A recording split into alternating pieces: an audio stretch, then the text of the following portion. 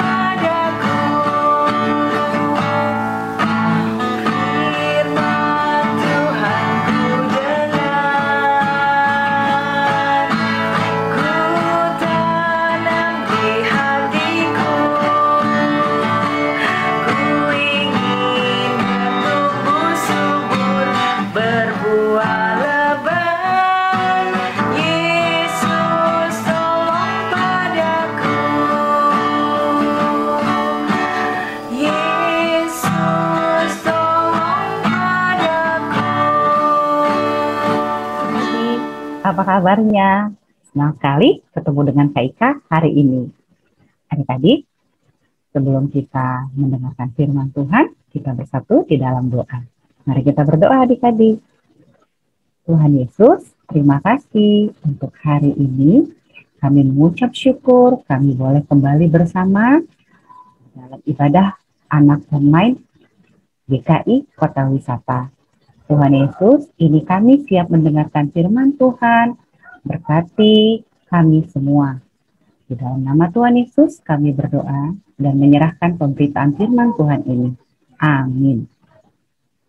Adik-adik, kakak mau nanya, apakah adik-adik sudah membaca bahan Alkitab kita untuk hari ini? Sudah? Ya, bahan Alkitab kita hari ini terambil dari Kisah Para Rasul 6 dan Kisah Para Rasul 7. Nah, untuk adik-adik yang sudah membaca dan yang mau membaca, sebelum Kak Ika melanjutkannya, Kakak Ika mau ngajak kita semua melihat klip video ini.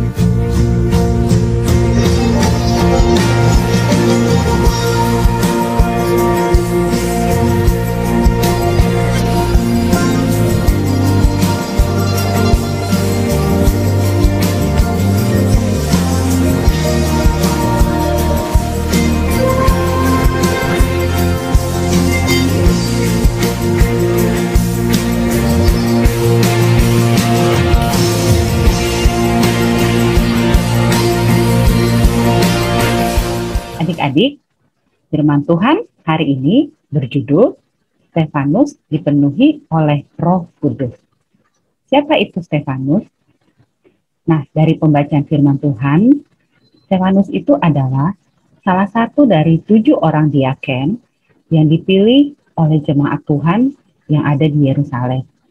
Jadi, pada waktu hari Pentakosta, penurunan hari Roh Kudus, firman Tuhan mulai disebar oleh murid-murid Tuhan Yesus. Murid-murid Tuhan Yesus mulai pergi untuk memberitakan firman Tuhan dan semakin banyak dan Tuhan memberkati, semakin bertambah lagi jumlah jemaat yang percaya kepada firman Tuhan. Nah, salah satunya jemaat di Yerusalem. Karena semakin bertambahnya jemaat, para jemaat membutuhkan 7 orang diaken, 7 orang pelayan. Mereka memilih murid-murid Tuhan, meminta jemaat untuk memilih 7 orang. Salah satunya adalah Stefanus. Nah, Bapak Stefanus ini sangat dipenuhi oleh Roh Kudus. Sehingga apa yang dia beritakan adalah benar-benar kebenaran yang hanya dari firman Tuhan. Juga mengadakan mukjizat-mukjizat. Nah, beberapa orang tidak senang akan hal ini. Sehingga Stefanus dihadapkan ke imam besar untuk ditanyai. Ketika Stefanus ditanya oleh para imam besar, Stefanus tetap menyuarakan kebenaran firman Allah. Nah, tidak semua orang siap untuk mendengarkan kebenaran firman Allah. Termasuk para imam besar yang saat itu mendengarkan kebenaran yang diucapkan oleh Stefanus. Sehingga hal itu membuat hati imam besar menjadi marah dan orang-orang lain. Mereka setuju untuk menghukum Stefanus dengan cara mereka, yaitu melempari Stefanus dengan batu. Pada saat Stefanus akan dihukum oleh para imam besar, Stefanus tetap menyuarakan kebenaran. Seperti kita lihat, malah dia berdoa agar dosa-dosa mereka diampuni. Stefanus dipenuhi oleh Roh Kudus. Dia dengan berani memberitahu kepada para imam besar hal-hal yang salah yang selama ini terjadi di dalam pemberitaan firman Tuhan. Dengan berani dia mengatakannya. Karena Roh Kudus ada di dalam diri Stefanus. Nah, adik-adik, kakak mau mengajak kita, adik-adik kelas 3 dan kelas 4, walaupun kita masih kecil, kita bisa ambil bagian loh. Melalui apa Kak Ika? Ya, kita bisa mengambil bagian dengan cara mendoakan mereka. Mendoakan orang-orang yang tetap memberitakan kebenaran, menyuarakan kebenaran untuk memperbaiki sistem atau tata peraturan yang selama ini salah, yang sudah berlaku dengan salah, yang tidak sesuai dengan firman Tuhan. Di mana mereka? Banyak adik-adik. Mungkin mereka ada di dalam pemerintahan, mungkin mereka ada di dalam gereja, mungkin mereka ada di dalam perusahaan mereka, atau dimanapun. Yuk, kita doakan mereka. Supaya apa? Supaya Tuhan tetap memelihara mereka. Supaya apa? Supaya Roh Kudus boleh tetap terus bekerja di hati mereka. Sehingga mereka boleh dengan berani, mereka boleh dengan setia, tetap menyuarakan kebenaran. Tidak lupa, kita juga mau tetap mendoakan para misionaris, pemberita firman Tuhan, dimanapun mereka berada. Agar firman Tuhan semakin luas tersebar. Agar semakin banyak telinga-telinga, hati-hati yang mendengarkan firman Tuhan dan terbuka akan firman Tuhan. Kita bersatu di dalam doa. Tuhan Yesus, kami mengucap syukur untuk Roh Kudus yang Tuhan Yesus berikan kepada kami. Tuhan Yesus, terima kasih juga untuk pemberitaan firman Tuhan yang boleh kami dengar pada hari ini. Tuhan Yesus, berkati kami, anak-anak-Mu. Kami mau Tuhan menyerahkan waktu, memberikan waktu kami, memberikan hati kami, untuk kami mau mendoakan para misionaris, pemberita firman Tuhan, para orang-orang yang menyuarakan kebenaran firman Tuhan, biar Tuhan boleh menolong mereka, Tuhan boleh memelihara mereka, Tuhan boleh menjaga mereka, sehingga Bapa, firman-Mu tetap boleh diberitakan, firman-Mu boleh tetap didengar, kebenaran boleh tetap diberitakan. Dan melalui pemberitaan orang-orang yang Kau berkati ini Bapa, banyak hati yang dirubah, banyak sistem yang mungkin mulai rusak, kembali dibenarkan kembali Yesus Kristus. Kami mau menyerahkan Tuhan, semuanya hanya ke dalam tangan pengasihan-Mu saja Bapa. Di dalam nama anak-Mu Yesus Kristus, kami berdoa dan mengucap syukur. Amin. As the Spirit was moving over the water, Spirit come move over us. Come rest on us. Come rest on us. As the Spirit was moving over the water, Spirit come move over us. Come rest on us. Come rest on us. Come down, Spirit, when you move, you make my heart pump. When you feel the room, you're here and I know you are moving. I'm here and Adik-adik, sekarang kita mau mulai dengan aktivitas kita. Nah, kakak ingin adik-adik membuat tangan yang berdoa seperti ini adik-adik. Adik-adik ambil kertas seperti ini, kemudian lipat dua. Ya, kita cetak tangan kita seperti ini.